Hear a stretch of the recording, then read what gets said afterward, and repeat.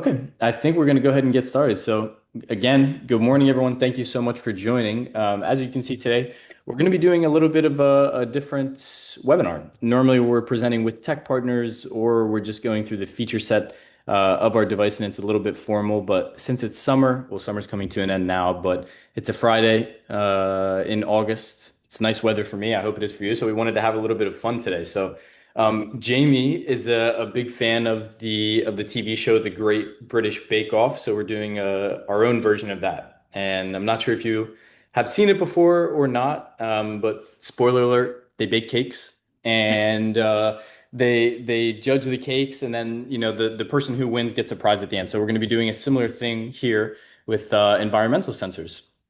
My name is Jack Guerrisi. If you haven't, oh, Chase, we're going to go back. My name is Jack Guerrisi. I'm one of the co-founders here at Triton Sensors as well on the development team, and I'm joined by Jamie Lopez.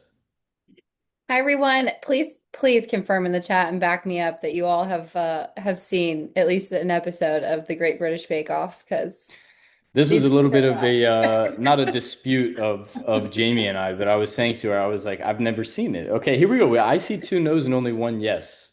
oh my So okay. Well, now everybody has homework after this to go see the Bake fair Off. enough. I think you can just take it that maybe you're more cultured. You have a little bit of a better media culture. Maybe. Yours goes international. It's on Netflix, everyone. So go give it a watch, please. Yeah, see, it's a favorite Friday night show. See? Everyone knows the Bake Off. Fair enough. Fair enough. Well, anyways, welcome to the Great Triton Bake Off. So for us and in our field, if you're in security or if you're in education looking to monitor um, private spaces and things like that, you can kind of probably see that every sensor claims to do the same thing. So today we're going to see what happens when you cut into them because there are a lot of sensors and we have a lot of competitors on the shelf, but they're not all the same bake. The structure of today's webinar will be going by 3 rounds, and we've denoted 3 ways to judge a sensor and see its differentiators. Round one is going to be the signature, what every sensor can claim, what's normally included as a feature set across the board. Round two is going to be technical, so this is going to be the blind bake, no flash, no marketing, what's kind of underneath, what are the layers that make it up, but still essential things, a part of the device. And round three is going to be our showstopper. So this is going to be something that no one else can bring to the table and what really sets us apart as a company and as the products that we were able to offer. I am now going to pass it off to our in-house baker, Jamie Lopez. She is going to be baking her own sensor today. So, Jamie, please tell me what is signature about the Triton Ultra device? Absolutely. I would love to, but you have to give me a ready, set, bake. What Ready, does it actually, set, bake. thank you. It wasn't like Noel for those that watch the show. Sorry. It was good enough. So jumping right into what is our signature challenge here. So basically with our take on this is that what can every vape sensor essentially do, but then what's our little signature twist on it? So we have vape detection, smoke detection, keyword, air quality, tamper, and cloud notifications. And we're kind of going to jump into those a little bit more here. So I want you to meet our sensor, the Triton Ultra. Um, we're going to keep going. Sorry. One more slide, Chase. Yes. So the first signature with the Triton Ultra is the detection of THC. So any other sensor out there is going to say that they detect THC. They're not going to tell you that it is the organic stuff. That is the only type of THC detection that other sensors on the market have. So I don't want to say old school, so don't hate me for saying old school, but that's what old school people used to smoke is the organic stuff, right? So a traditional joint, blunt, things like that. Kids today, I hate to say kids today, but I'm saying it. They are going to be smoking synthetic THC. So things that are in a vape today that is THC is going to be synthetic. And the Triton Ultra is the only one on the market that is going to be able to alert for synthetic THC. So that's our first signature. And Next, next. yeah. Next up, we have keyword detection. So in an emergency situation, whether this is a medical event or anything that's going on that you need help, what are you going to say? You're going to say, help me, or emergency, help me, or 911, something like that. So you have naturalized keywords that you're going to say, and that's what Ultra is programmed to detect on. It also is going to detect like distress in your voice. So like in a school setting, this is not going to go off with a, hey, help me with my homework or help me with my bag or something like that. So you're not going to have false alerts when it comes to help detection. With the Triton Ultra, you are also able to actually customize keywords. So this is really great in maybe a healthcare or a retail setting where you can customize, code blue means this internally, or code white means this internally, and it alerts different groups of folks determine or based on what those codes actually mean in your internal organization. Next. So we have our noise thresholds and event recognition. So we are not just going to hear, like, we're not going to just have, decibels go insanely high and send you an alert saying, there's a gunshot. We don't do that. So it's actually going to break down like the sound waves of what is going on and actually alert accurately. So if like in a school setting, if a stall door is slammed or a book is dropped really heavily, that's not going to alert for this big scary event happening. It's actually going to be more accurate than that.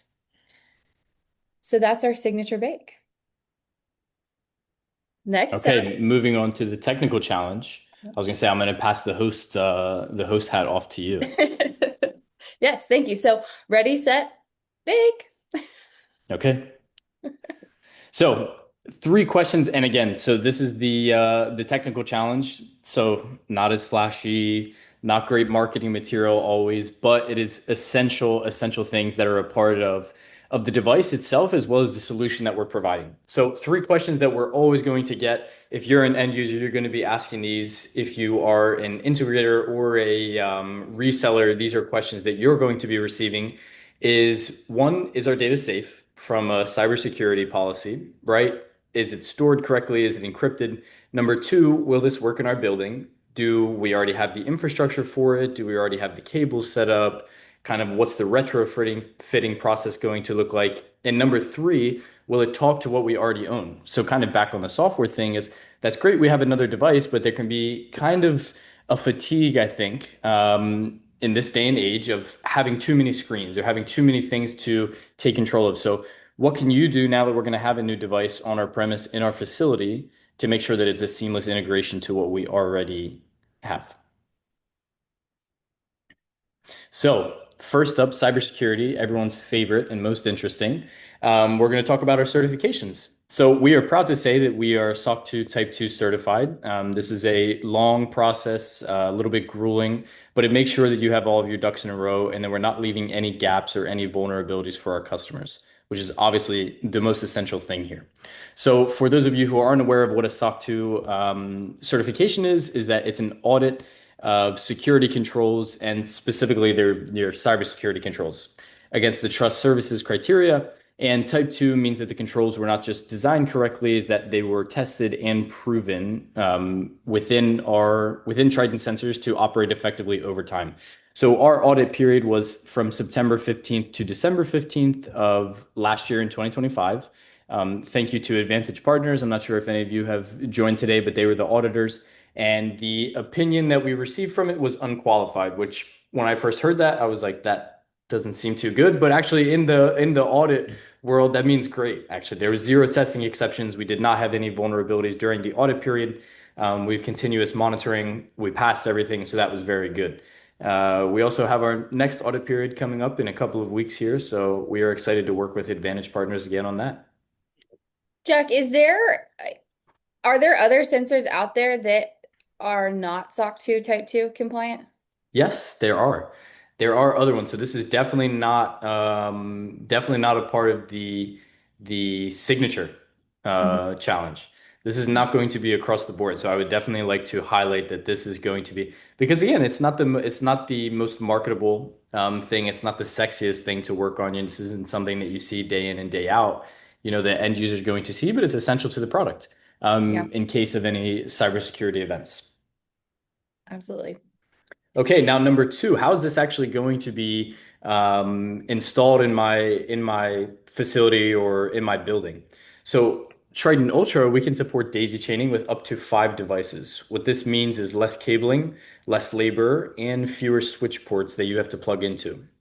If you're not familiar with daisy chaining, the diagram on the left-hand side here does a pretty good job of explaining it, is that you're going to have one home run switch, which is going to go back to your server room or your IDF closet on that floor or something similar, and it's going to connect to the first device. Now, the device is also going to act as its own one switch or two-port switch, which means that you can link the out port from device one and use that to power the import of device two and so on up through 5 devices.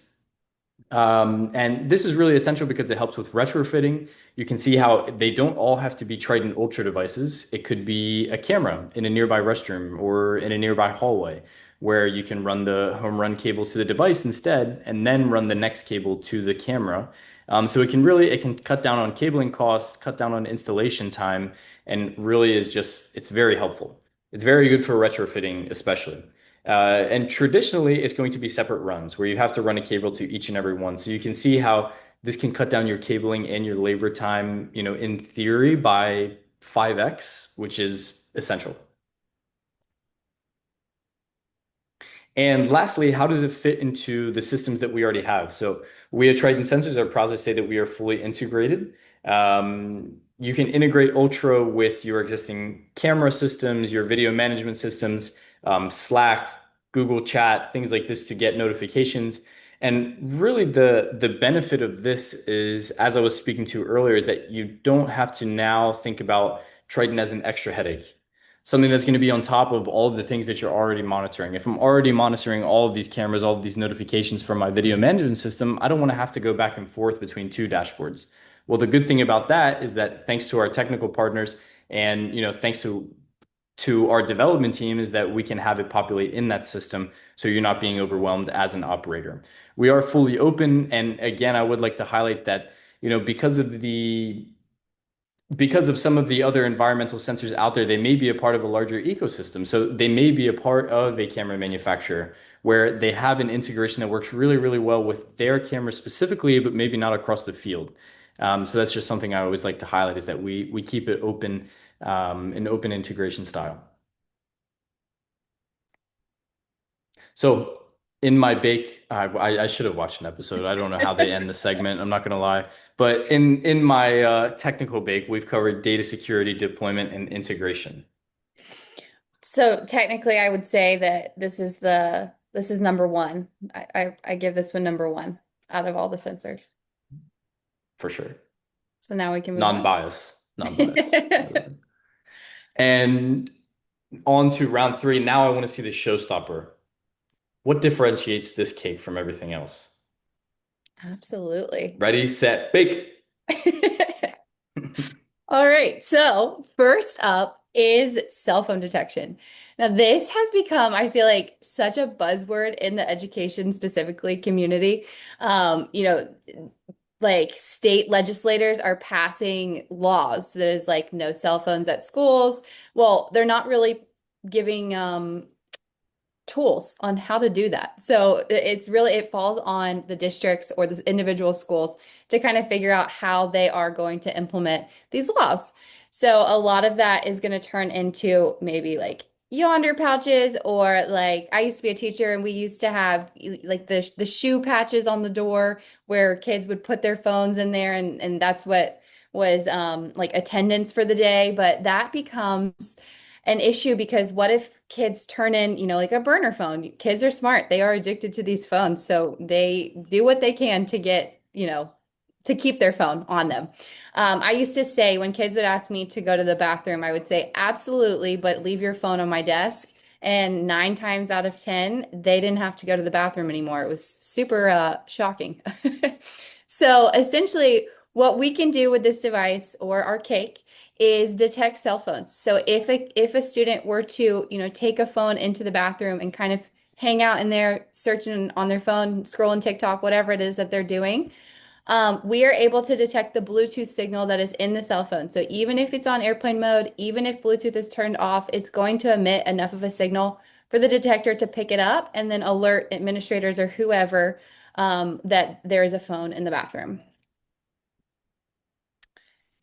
Second part is our people counting and occupancy visualizer. So as you can see here, what we actually do is obviously this is a private space where we put these things. So they go in bathrooms, they go in locker rooms, they go in public private spaces is what I always say. So we can't monitor them with like a traditional camera, but we still need to make sure that these areas are safe. And so that's where this kind of steps in to show us how many people are in this place and how long they have been in there. You can see we have green dots, yellow dots, red dots on here. When individuals enter the space, the bathroom, the locker room, wherever, the radar is going to pick them up and it's going to, I guess, start a timer on how long they have been in there. When they're in there a little bit longer, they will turn yellow. A little bit longer, they will turn red. And end users are able to be alerted at any point, and that's fully customizable, whether that is there are too many people in this bathroom or they've been in there for too long. Something additional with that is in a school setting or an education setting, you can actually upload your like bell schedule into our system. So then you're not getting alerts for, too many kids in your bathroom between classes, because obviously your bathrooms are going to be a lot more popular between class times. And you're only getting those alerts actually during instructional time. And then finally, this is our brand new feature that I am literally obsessed with, and I love talking about it. So as you can see here, you can pair, we call this evidence room. So you can pair your cameras outside with the sensor inside. So we've had this integration for a while, but we're actually bringing this into our system and kind of time stamping the video footage and the sensor footage right side by side with each other. So as you can see, we have a student that goes into the restroom, shows up as a green dot on the sensor. As he's in the restroom, he's going to vape, which we'll see here. Oh, he's going to tamper with it. So he's messing with the sensor itself. It is going to send an alarm, and then as he comes out, you get his face right there. So you know exactly what student it was. As there, we got two of them going in there fighting. We got aggression happening. So we know exactly what is going on inside our space because we're pairing it with the camera outside of our private space. So that's my signature. Well, that's amazing. Yeah, so round one, I have to say, I think that the signature challenge is it goes to Triton along with round two. I think the same thing in round three. So finally, the You winner think you is think it all went to us? Oh, the winner is us. The winner is us. And so actually too, this is a little bit so it was really funny when Jamie brought this topic up because we literally had a sensor cake. So it couldn't have been this was for our 5-year anniversary of Triton being around. It could not have been more perfect. That of course, and I'm not gonna say this for sure, but I would say it's probably hard to find maybe other sensors out there who are also in the form of a cake. So in the bake off, I don't know. I think we may have a leg up. I think so. Um, awesome. So yeah, I think we did have some questions coming in the chat if we want to Yes. So one that I go back. one from Edwin here. Have we run into any issues with daisy chaining, packets dropped, power issues? How does PoE power requirements play out with 5 devices if the switch calculation is only sending power for a single device? So thank you, Edwin, for your question. This is obviously a little bit technical, and we can send you maybe more information about the what cabling is best used and also like the power math that applies for the 5 units.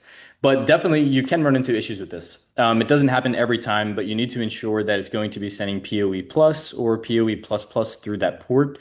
Also, using Cat6 cabling can enable it a little bit more. Again, this comes more from a structural issue, especially with the length of the chain as well. You know, how many or how much physical distance is between the switch and the devices themselves. So we definitely have a little bit more technical information. I don't know if I want to get onto that here, and it also can probably be a lot, and it would be easier to send you that in a PDF format if that's all right with you. Um, but the power requirements, we draw 5 watts per device maximum. And from a PoE++ port, the switch calculation on a PoE++ port, it should be sending 30 watts. So with that math, it should be drawing, 25 max, and then, accounting for the 5 watts that would be dropped throughout the length of the chain. So yeah, so that's a short answer on that. But Edwin, we are definitely glad to send you more materials. Yeah, and then our next question is the accuracy of the occupancy. Yes, so thank you, Alan. So the occupancy visualization that Jamie was showing, that is rated for about a 15 by 15 foot area. And again, the thing that it can depend on also is obstructions. So if you think of and we document this as well in our installation guide that can give you some light around the best places to install it. So obviously putting it behind a wall is not going to work. Or installing it close to the wall, maybe on the edge of the room, that's going to cut the detection distance in half or like that. So there are some, tips and tricks in our installation guide to install it for maximum accuracy and maximum coverage, which we talk about a little bit more. Otherwise, if you're within that area and the people are unobstructed, we're able to count up to 13 people at a time with our radar tracking. Yeah, and then the next question is PEDs such as diabetes sensors are Bluetooth based as well as other medical devices. Will this violate AWDA and HIPAA? We don't collect any personal identifiable information when we are detecting for the Bluetooth signals. So no, it should not. But we are also, well, Jack, I'll let you finish the. Yeah, I was gonna say, Richard, I'm not sure if you had maybe a specific violation in mind. I'm not aware of anything that would come up, but if you had something more specific, because I'm not sure again with the PEDS devices with the diabetes sensors, et cetera. So I would be curious to hear more about that. Um, so yeah, actually, if you have a follow-up maybe on something that you have specifically in mind. Yeah, and then Kevin asked, can we turn off specific capability for each sensor, or is it an all or nothing on or off? No, it is fully a la carte. So turn on what you want, turn off what you don't.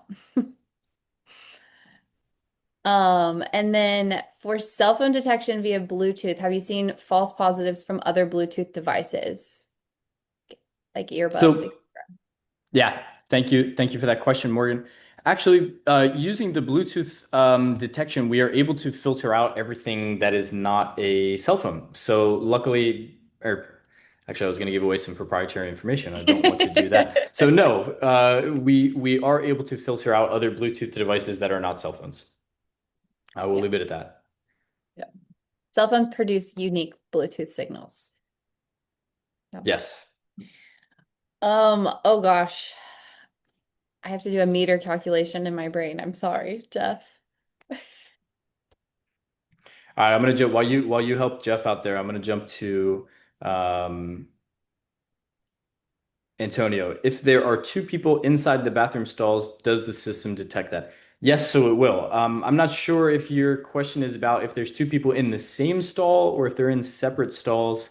But yes, we're going to be picking up on 2 people within as long as it's within that detection system that we talked about, that I talked about a few questions ago. Um, The next one I'm going to move on to is Agnello. I believe I hope I'm saying it. Please correct me if I'm pronouncing that wrong. It wasn't clear. It wasn't clear for me what the certification was for. So that is for cybersecurity. So SOC 2 Type 2. If you're not familiar with that, definitely just do a quick Google search, and you'll see that makes sure that us as a company and the products that we are offering to customers are up to standards set by auditors to make sure that we don't have any vulnerabilities in our system, that we're not leaking any data, that maybe we're not storing data encrypted or it's not good enough encryption and things like that. So definitely there's a lot of information in there, and you can also visit our trust center, trust.tritonsensors.com, which will talk about it a little bit more in plain English and what this means for the customer. So if you're interested in that, please give that a visit and check out our resources there. Chris, I have heard installing on a wall versus ceiling is more accurate based on vape detection. Would you say that is true? I'm going to be honest, I would say that is not true. For us and all the things that we are rated for normally, and most of our detection distances and the area or the coverage area that we give is based on a ceiling. Yeah, and with I just that wanted, I too, was gonna like say, I wanted to make sure I was reading that correctly. Yeah, yeah, we and see. with the ceiling mount, you get like the full 360-degree of coverage. If you put it on a Yeah. wall, you're only going to get half 180 of that. So Yeah, so and also like for vape detection specifically, so a couple of things I can think about this is also if you think about the smoke is always going to be rising. So if you mhm. have, the and it's always going to be hitting the ceiling and spreading out across the ceiling compared to on the wall, if I have the device on the left side of the room, I'm all the way on the right side of the room. There's no physical properties about the smoke that's going to make sure that it travels to that left side of the room. So in this specific case, maybe there was like ventilation pushing the air towards that wall or something like that, which again, can unfortunately, there's not a one size fits all for these installation requirements. Every room is different. So that's why we really try to work with you in the installation guide and the installation setup process to make sure that we're getting the most out of your environment.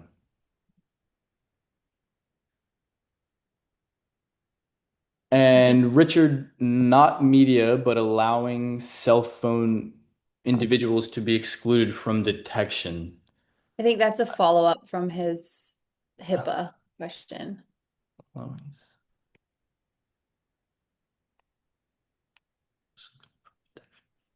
I'm not sure. Okay, so I guess is that saying if someone who uses their cell phone maybe for with their diabetes sensor to make sure that they are uh, excluded from being detected. So no, we're not. We actually. So that okay. So that brings up a good point. Is that we're not going to tell you that this cell phone belongs to Jamie or this cell phone belongs to Jack. It's going to tell you that there's two cell phones in the area. I would say for a practical use case, I think if you're in a space where you know that maybe a student has diabetes and they need to have their phone on them for the sensor that then when if you were to get an alert if there was one device you would know, oh, it's for this person who has it for this reason. um, so I hope that answers your question. Please follow up if we're not understanding that correctly. Yeah, and I would just reiterate with that we cannot collect any personal identifiable information because where we place these devices is like a sensitive area where you do have the right to privacy. So we are not able to say, like you were saying, this cell phone is Jamie's, this cell phone is Jack's, that type of thing. Okay. Next from Brennan, the visuals of where the people are inside the bathroom, can that be surfaced slash embedded inside a non-Triton dashboard, i.e. in the VMS interface? Yes, so we were actually showing that in the VMS interface, that video that Jamie showed where it was the camera in conjunction with the RTSP stream, that was actually within a VMS software. So yeah, this is actually pulling in our RTSP stream, which comes through like a camera stream, and you can map that to the camera that is outside of the restroom. Alan, how does your device differentiate between masking, vaping, and smoke? So again, Alan, unfortunately, that is some proprietary information in our that is proprietary information. I will just leave it at we can. They have a different chemical profile, but unfortunately, I can't divulge too much information there. Jared, we have seen issues with other detectors who are always set off by cleaning products and janitorial teamwork. Is it possible to exempt those chemicals or identify them separately from vapes? Yes, so we actually do the latter part of that. We identify them separately from vapes. We tell you that there is an aerosol, or we'll give you a masking notification, and you can leave those alerts off if you don't care to be notified about them, or you can be alerted if you do care. But yes. Edwin, for the larger bathrooms that have more than one sensor, can you extend out the heat map data to show as one view covering the whole bathroom versus seeing them as their own sensors with a partial map? Unfortunately, we cannot do that currently. That is something that we are working on. We have been working on for a while. We are not going to promise a delivery date because it is a hard challenge to solve, but that is definitely something that we are looking to solve. kind of having a mesh network of sensors to give that larger coverage area. Jeff, time delay from detection to notification approximately. Anywhere from 3 to 5 seconds, depending on your cellular connection. Can this be linked to a monitoring station that comes in from James? James, we would need specific on which monitoring station that is. I will say that generally we support TCP communication, HTTP communication, and MQTT communication across the board. And we can customize the message, the payloads to be sent as needed. However, it's at that point, it's more on the third party to make sure that they can accept the information that we're sending to them. So if you can follow up in an email to Jamie or to myself with a little bit more specifics, maybe about what monitoring station you have in mind, or if you happen to have their documentation on how to integrate, we could give you a better answer.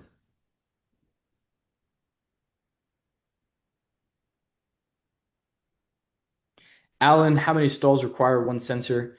Also, do you have an on-prem software? Yes, we do have an on-prem software. It is going to be limited in comparison to our cloud, but it's very useful for scanning your network to find the devices, maybe with initial configuration, and changing some more on-prem information, I guess, like maybe setting a static IP or changing from DHCP, setting up the NTP servers, things that are normally going to be done by techs on-prem.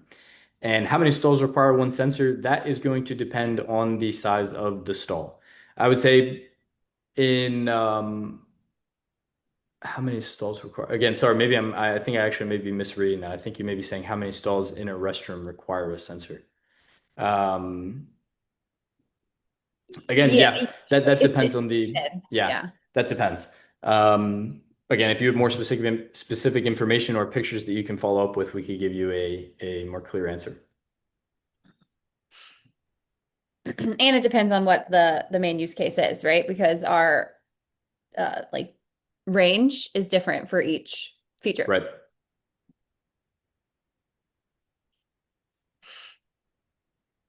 Okay, awesome. Well, I think we'll stay on for a couple more minutes. Chase, if you want to put our info. Yeah. Scan this QR code, email me, email Jack if you have any additional questions, and we would love to meet with you. I hope you get some cake today. Yeah, right. Thank you all so much for your time. Watch an episode of the Great British Bake Off. That's my homework over the weekend. You have to. It's so good. Any takeover. Send me an email, Mark. No, okay. Call me.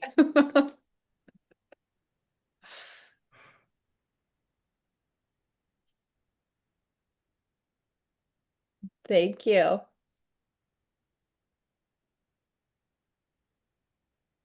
I always feel like when we're on these webinars, I'm like, is this like what, influencers feel like when they go live and they're like reading the comments, like Yeah, right. I responding? know when I like that's kind of how when I'm in my head, that's like how I think of reading someone. That's why I'll be like, Michael says or Yeah, whatever, yeah.